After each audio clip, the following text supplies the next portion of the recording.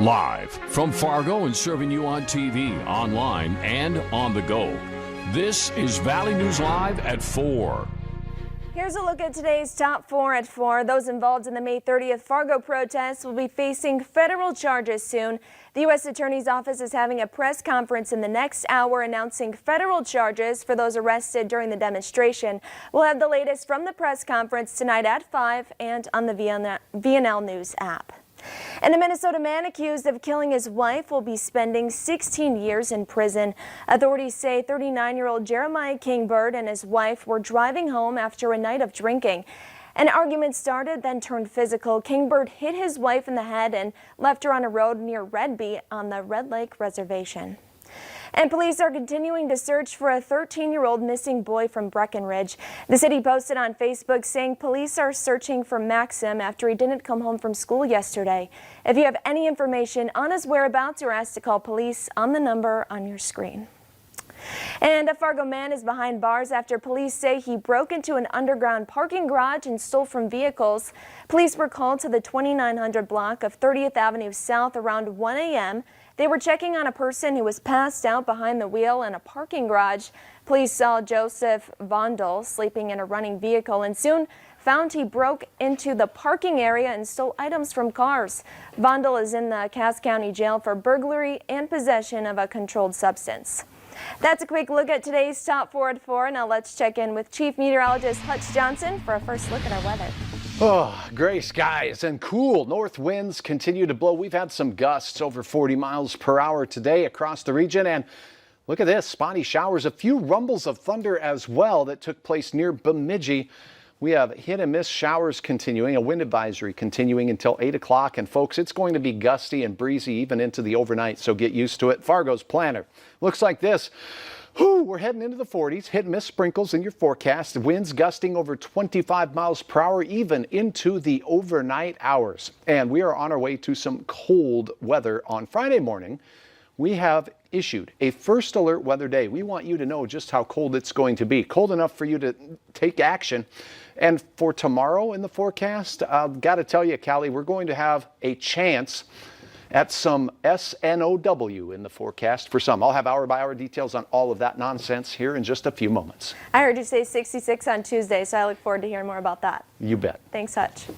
And in Minnesota, the Department of Health is reporting 689 new confirmed cases of COVID-19, along with 6 new deaths linked to the illness.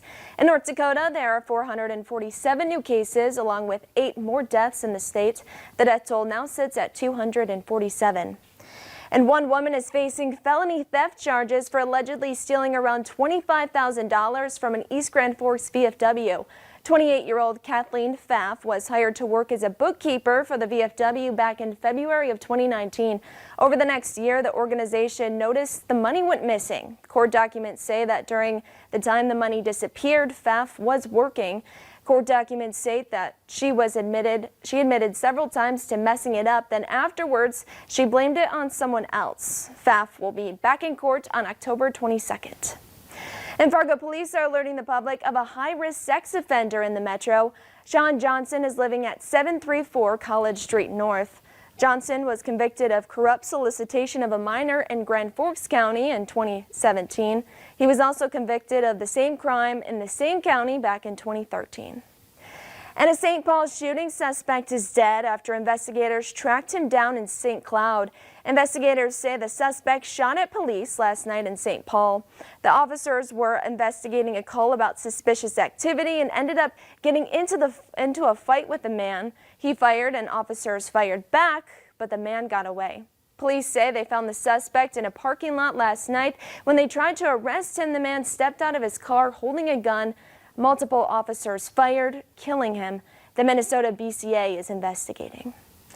And Minnesota Governor Tim Walz is traveling to small businesses across the state to talk about how they're dealing with COVID-19. The first stop was Main Street, Stillwater, where Walz checked in at a hair salon and a coffee shop. The governor says his goal is to get more places open across the state, but with an emphasis on safety. Lieutenant Governor Peggy Flanagan also visited a hair salon in White Bear Lake. When it's safe, it would be nice to have that 50% capacity restriction removed so that we can go back to our normal volume. Of course, some of that is just dependent on consumer confidence. Governor Walz offers grants to small businesses early this summer, but as the pandemic drags on, many business owners are still asking for relief. And elementary school students in Bismarck are back in the classroom today. This follows a school board meeting that saw 16 parents seeking out against the hybrid schedule.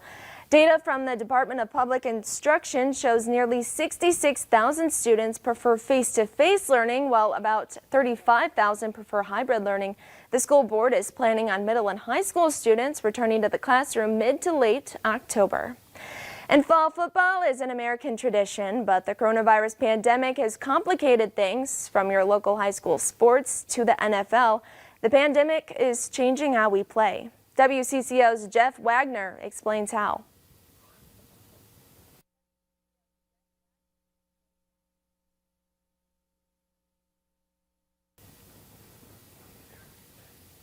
Okay, looks like we're having some technical difficulties there, but the Minnesota State High School League voted to allow high school football this fall.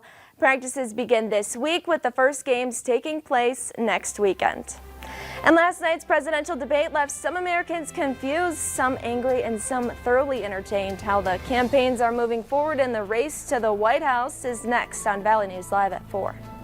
Gusty winds to 40 miles per hour in the valley and almost 50 miles per hour in Carrington. Peak temperatures today, a big cool down from yesterday. Your hour-by-hour forecast, including an update on a frigid Friday morning forecast, next.